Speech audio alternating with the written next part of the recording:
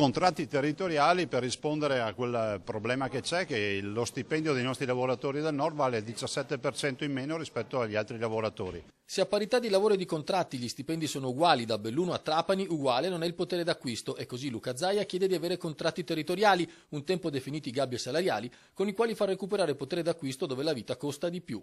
Se si è arrivati a questa situazione di disparità in cui l'Italia è il fanalino di coda in Europa per livello di retribuzioni, il motivo per il presidente della giunta regionale del Veneto è da ricercare in una famosa favola di La Fontaine.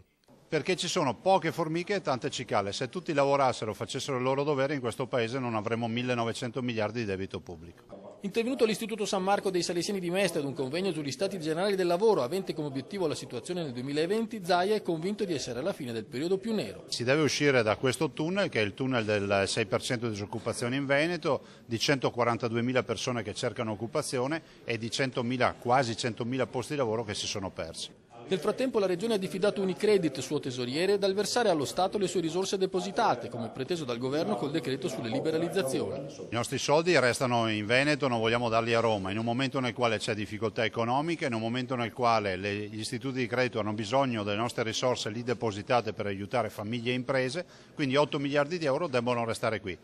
La Regione, che aveva già presentato un ricorso alla Corte Costituzionale, ora ha fatto ricorso al TAR. Zaia definisce questo atto del Governo un'appropriazione indebita.